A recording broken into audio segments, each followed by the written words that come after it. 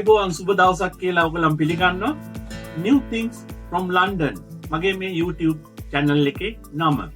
ඉතින් මේ New Things from London කියලා මම ඔයගොල්ලන්ට දාන්න ඒ නම දාන්න හේතු උනේ ඔයගොල්ලන්ට කිව්වොත් මම මේ මගේ ලන්ඩන් ජීවිතේ මම උකහාගත්ත ඉගෙන ගත්ත අපේ රටට ඔයගොල්ලන්ට ප්‍රයෝජනවත් වෙන කරුණු රාශියක් ගැන ඔයගොල්ලන්ට හඳුන්වලා දීමේ මූලික අරමුණ කරතරි කරගෙන තමයි මම මේ වීඩියෝ channel එකට ඒ නම දැම්මේ. ඉතින් මේ වීඩියෝ channel එකේ පුරාවට මම ඔයගොල්ලන්ට කියලා දෙනවා ඔයගොල්ලන්ගේ අතමිට වැඩි කරගන්න ඉතාම පහසු ලේසි මාර්ග විශාල තොගයක්. ඉතින් ඒ වගේ ඔයගොල්ලන් මේ කරුණු දැනගෙන වටහාගෙන ඒවා අධ්‍යයනය කරලා ඔයගොල්ලන්ගේ ජීවන තත්ත්වය වැඩි දියුණු කරගන්නවා ඇතයි මගේ ඒකායන ප්‍රාර්ථනය. අපි බලමු අද මාතෘකාව මොකක්ද? මේ ඔයගොල්ලන්ට පේන්නේ අපේ ලංකාවේ ඊටාම රසවත් ආහාරයක් වෙන බුකුණු වෙන්න මැල්ලුම් වගාවක්. ඉතින් මේ බුකුණු වෙන්න ගැන තමයි අද අපේ මාතෘකාව. මේ බුකුණු වෙන්න අනාදිමත් කාලයක ඉඳලා අපි ප්‍රයෝජනයට ගන්න හොඳ රසවත් මැල්ලුමක්. ඉතින් මේ ලෝකෙ පුරා විතිරිලා විදේශගත වෙන්න ශ්‍රී ලාංකිකයන්ටත් මේකේ රස අමතක වෙලා නැහැ. ඉතින් ඒගොල්ලන් පුළුවන් හැම විටදීම වෙළඳපළට ගිහිල්ලා නිවාඩු වෙලාවේදී මේ මුහුණු යන මැල්ලුම් මිටියක් අරගෙන එන්න අමතක කරන්නේ නැහැ. ඒ රසේ අපේ ඇඟේ හැමදාම තියෙන හින්දා.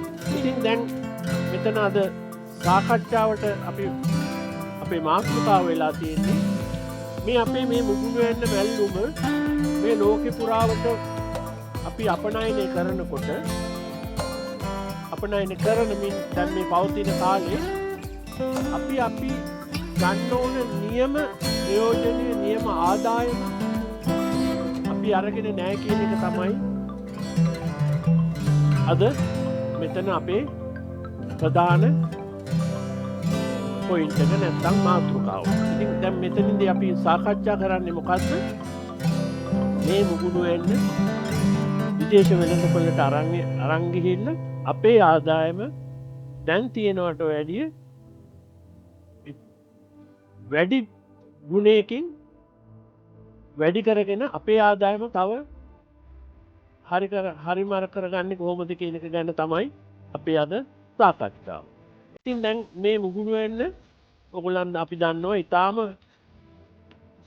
කොටුවෙන් පළදාව නෙළුවට පස්සේ ඊටාම ඉක්මනින් මැලවෙන්න ගන්න එළවලුවක්. හරි මේක හරි සෙන්සිටිව් සිනිඳුයි. ඉතින් දැන් අපි මේ විදේශ වෙළඳපොළට ලංකාවෙන් මේක කොරටුවෙන් ඔයගොල්ලන්ගේ ගොවිපළෙන් නෙලලා කොළඹට ගෙනල්ලා එතනින් ගුවන් මගින් අදාළ රටවල් වල ගුවන් තොටුපොළ වලට ඇවිල්ලා එතනින් රේගු ක්ලියර් කරලා ඊළඟ ඒවා වාහන වල නැවත දාගෙන ඉතින් ලොකු ප්‍රොසෙස් එකක් කරලා තමයි මේක අපේ ගෙදර කුස්සියට එන්නේ. ඉතින් මම හොයලා බලපු විදිහට කරුණු අනාවරණය කරගත්ත විදිහට දින 10කට ප්‍රමාණවත් කාලයක් දින 10ක කාලයක් මේ වැඩේට යනවා. ඉතින් දැන් මේක උදාහරණයකට අපි ගමු ලන්ඩන් මේ අපි බඩු ගන්න යන ශ්‍රී ලංකන් බඩු විකුණන වෙළඳ ස්ථානයකට ගියාම ඉතින් ඒගොල්ලන් එතන විකුණන්න තියෙනවා හුඟක් විට මේක නරක් වෙන්න කිට්ටු වෙලා නැත්තම් නරක් වෙලා. ඉතින් සමහර විට ඒ වෙළඳ මහතුන් ඊටාම අසරණ තත්ත්වෙන් එක්ක අඩු මිලට දෙනවා නැත්තම් වීසි කරලා දානවා. ඉතින් ඕක තමයි මේකේ සැබෑ තත්ත්වය. ඉතින් ඒ නිසාවෙන්ම මේක මිලදී ගන්න අර ඒගොල්ලන් අපිට ලංකාවේ කට්ටියට ඒ අපේ ආසාවට ඒගොල්ලන් දෙන්න සපයන්න ඕනි හින්දාම ගත්තට ඒගොල්ලන් කැමැත්තෙන් නෙමෙයි මේ වැඩේ කරන්නේ. ඉතින් මේ මුහුණු වෙන්න මිටිය අපිටත් තවම අපිට හම්බ වෙන්නේ අපේ අතට මේ මීට අවුරුදු 50කට හරි 100කට හරි ඉස්සෙල්ලා මුහුණු වෙන්න මිටිය අපේ අතට වෙළඳපොලෙන් පාරිභෝගිකයා අතට හම්බුන විදිහටම තමයි තවමත් හම්බ වෙන්නේ. මේකේ කිසිම අලුත් විදියක් වෙනස් වෙලා නැහැ. ඔක තමයි දැන් මෙතන තියෙන ප්‍රධාන ගැටලුව ප්‍රශ්නේ. මේ මුරුංගා කතුරු මුරුංගා නෙමෙයි සෝරි මුගුණු ඇන්න මේ රටවල් වල ඉතා අධික මිලට විකිණීමට ප්‍රධාන හේතුව ඕක. දැන් බලන්න මේ මුගුණු ඇන්න මිටියත් මෙහි කඩේක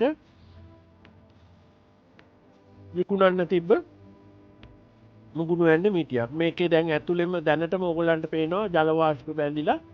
ඉතින් මේක තව ටික වෙලාවකින් ටික දවසකින් මේක කන්න බැරි තත්ත්වයට පත් වෙනවා. ඒක දිය වෙලා යනවා ඇතුලේ. ඉතින් මම කල්පනා කරා දැන් අවුරුදු ගානක ඉඳලා ඇයි අපිට මේක මෙච්චර මේ ලෝකේ දියුණු රටේ දියුණු ලෝකේ අපි තවමත් මොකද මේ අපිට වෙලා තියෙන්නේ කියලා. ඉතින් ඕක තමයි අද අපේ මාතෘකාව කටයුත්ත මම ඔයගොල්ලන්ට පැහැදිලි කරලා දෙනවා. මේ මුගුණු වෙන්න වලින් ජයග්‍රහණය කරන්නේ කොහොමද කියලා.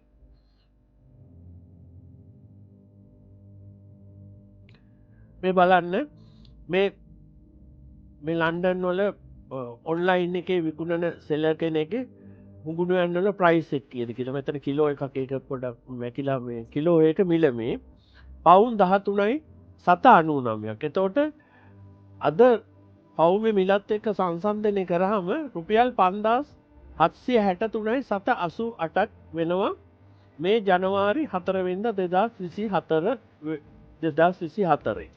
එතකොට බලන්න කොච්චර අධික මිලක්ද කියලා. බලන්න ඊළඟ මේ සෙල ගාන කීයද කියලා. පවුම් 5.29ක් වෙනවා රෑම් 300කට.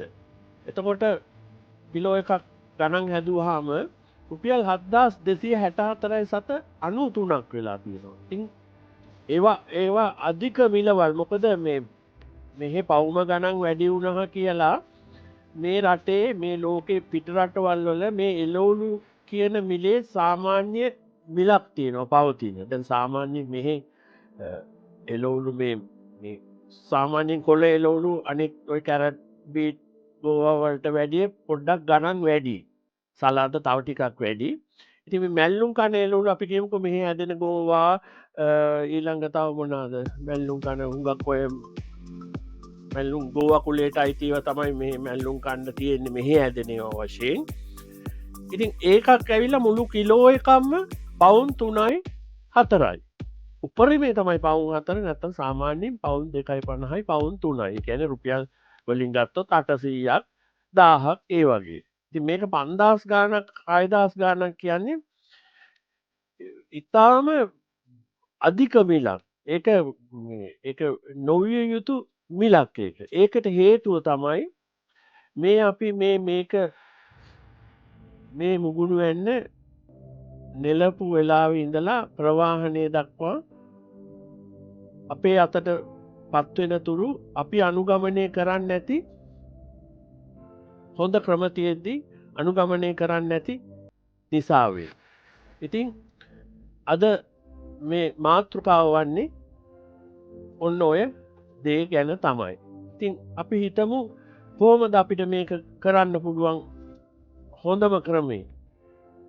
ඇත්තටම මේ මුගුණු වෙන්න නෙළුවට පස්සේ වෙළඳ සැලට එනකම් මේ එන දීර්ඝ ගමනේදී මේක වෙන්නේ නැතුව හිටියොත් මේ මුරුංගා මේ මුගුණු වෙන්න මැල්ලුම් මිටියක් මේ වගේ අඩු මිලකට මේ වගේ වැඩි මේකෙන් භාගයක මිලට වැඩිය අඩුවෙන් දෙන්න පුළුවන්. එතකොට මොකද්ද වෙන්නේ? අපේ ගොවි ජනතාවගේ ලැබෙන මුදල මේකෙන් දෙගුණයක් වැඩි වෙනවා. ඒකට හේතුව මේ අපි පරිභෝජනය කරන මුගුණු වෙන්න ප්‍රමාණය දෙගුණකින් අපි වැඩි කරනවා. නැත්තම් තුන් ගුණකින්. අපි සාමාන්‍යයෙන් සතියකට සැරයක් තමයි මේ ලංකාවේ ජනතාව ශ්‍රී ලංකන් ජනතාව වෙළඳපළට කඩේට යන්නේ. ඒ ගියාම මේක ආසාවට තමයි අපි ගන්නේ අර කටේ දිවේ අපේ රහ තියෙන හින්දා. නැත්තම් ගානත් එක්ක බැලුවාම අපි එච්චර සතුටකින් නෙමෙයි මේ අපේ ලංකාවෙන් එන බඩු බාහිරාදිය විශේෂයෙන් පළතුරු සහ එළවලු අපි මිලදී ගන්නේ. අධික මිල අධිකම වැඩි. ඉතින් මේ මිල අධික වීම නවත්ත ගන්න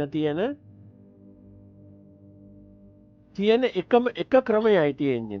මේ බුදුවෙන්න පරිභෝජනයට ගන්න ෆ්‍රෙෂ් එකේ අපිට කන්න ඕන නම් ක්‍රම දෙකයි තියෙන්නේ. එකක් මේ අපි දන්න පැරැන් ක්‍රමයට උගුණු ඇන්න මිටිය වෙහෙට වෙලා අපි මිලදී ගන්න එක.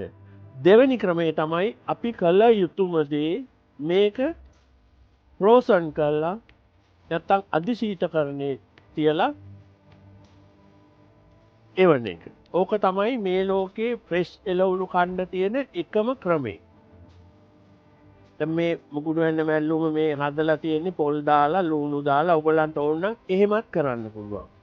නැත්තම් පොල් විතරක් සහ මුකුණුවන්න විතරක් අවලං කරලා ඕන්නම් ප්‍රීස් කරලා ප්‍රෝසන් කරලා එවන්න පුළුවන්. නැත්තම් ලුණුත් කපලා දාන්න ලුණු දාන්න එපා. ඕනනම් අමුමිරිසුත් දාන්න. ඒ ඉන්ග්‍රීඩියන්ට්ස් ටික දාන්න යටින් පැකට් එකේ. උත්සාහ කරලා බලන්න මේක හදන විදිය මේ ක්‍රමයට පරිවර්තනය වෙන එක ඉතාම ලේසි වැඩක්. මොකද්ද කොළ පරණ කොළ දඬු ටික සුද්ධ කරලා ලියලලා ඒක කවලං කරලා පැකට් කරලා ෆ්‍රීස් කරලා මෙහෙ එවන නියෝජිතයන් හම්බ වෙලා ඒගොල්ලන්ට බාර දෙන්න. ඒගොල්ලන් එක්ක ගනුදෙනු කතා කරන්න. ඉතින් ඕගොල්ලන්ට ඒ සෙලර්ස්ලා හොයාගන්න එක අමාරු වැඩක් නෙමෙයි. මම ඊළඟ වීඩියෝ එකේදී මම කියලා දෙන්නම් ඒ ඒ ලංකාවෙන් එවන සෙලර්ස්ලා කොහොමද හම්බ වෙන්නේ කන්ටැක්ට් කරගන්නේ කියලා. ඉතින් නැවත මේ වගේ වීඩියෝ එකකින් අපි හමු වෙමු. ඕගොල්ලන්ට සුබ අනාගතයක්.